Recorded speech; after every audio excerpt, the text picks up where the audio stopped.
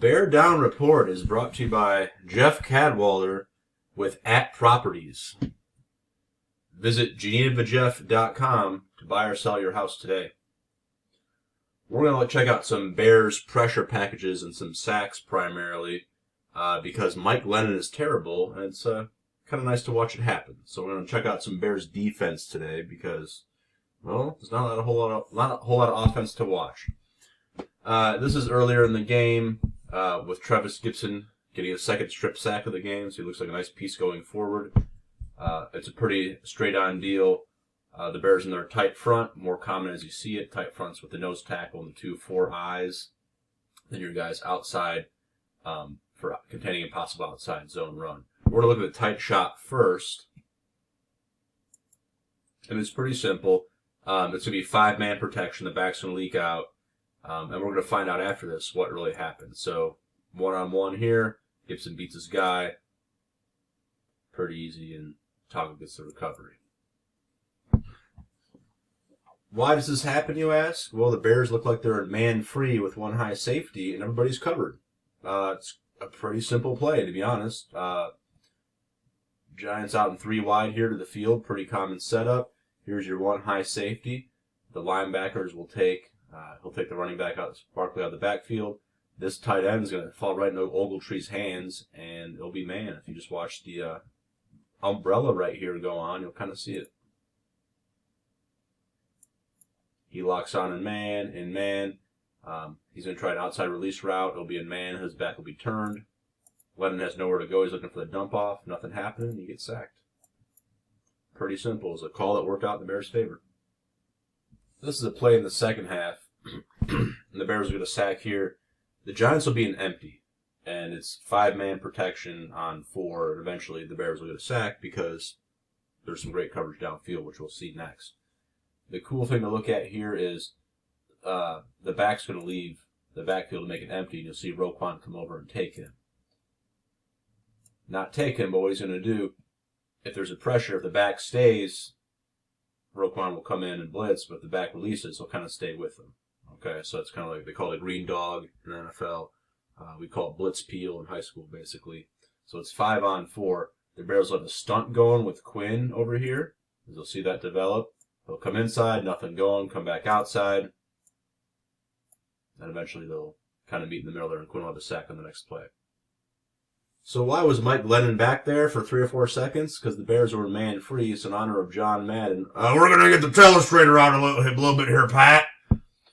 It's really just a marker I'm using with my mouse with, but here we go. So this will be man here, man. We have this, technically Roquan will be in man, we'll have man here as well. Now you'll see these. You got the 2 high safeties right here. And what you're going to see a lot in the NFL, they'll start off in 2 high, you have to disguise it. Because if you see 1 high safety, yeah, you can spin a guy back up to 2 high. But 1 high safety kind of gives away either cover 3 or man free, which is called cover 1.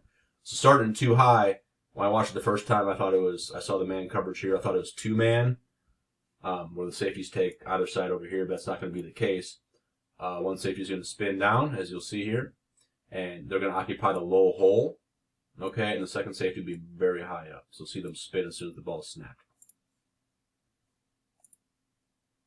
There we go. Spinning down. He's going to take the low hole. So the low hole is anything like there's a dig coming across or anything like that. And that high safety is going to have to be deep as deep as deep. Now, what's intriguing is this guy ends up breaking open a little bit here. And I know the route's dead and it's a sack down here, but I mean, if he keeps going with that route, this high safety is all the way over here for some reason. It could have been questionable, but again, the Giants' O-line is terrible, and they get a sack out of it. So, crisis averted. We'll go with our final play. This is Robert Quinn's record-breaking sack, and the Bears will be in dime because usually they have 3 big interior linemen. They only have 2 right now, so they have dime personnel with 6 defensive backs.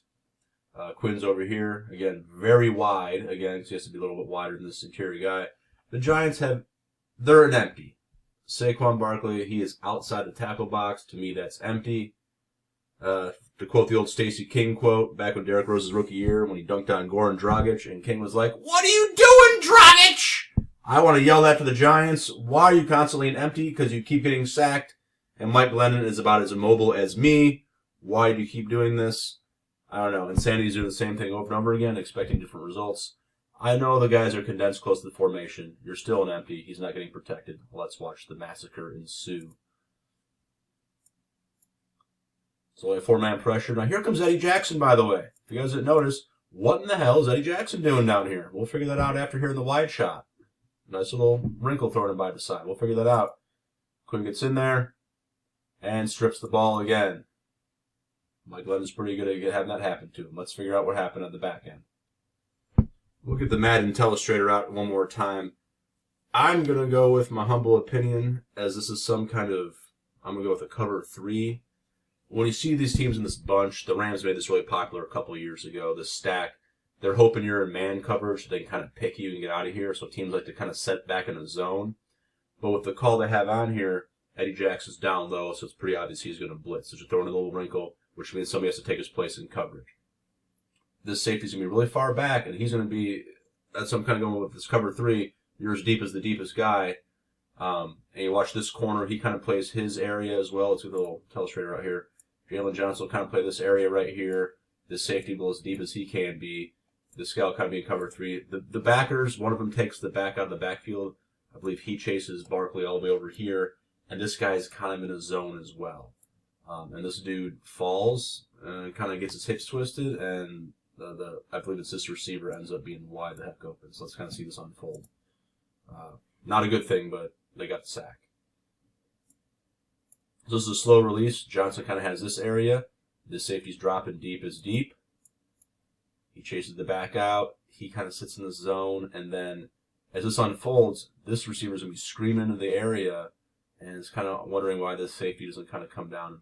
It's kind of like a deep cross or a post. It doesn't come down on anything. So let's watch that one more time again. He's the underneath guy. He gets passed off in the zone. That's what I'm saying, it's a zone, but he kind of runs a straight little post right here and just wide the heck open. But by this point, Glenn is knocked out. So either way, that's your little breakdown for the week. 3 sacks. Bears are 6-10, and hopefully you have a new coach after Sunday. Bear down, everyone.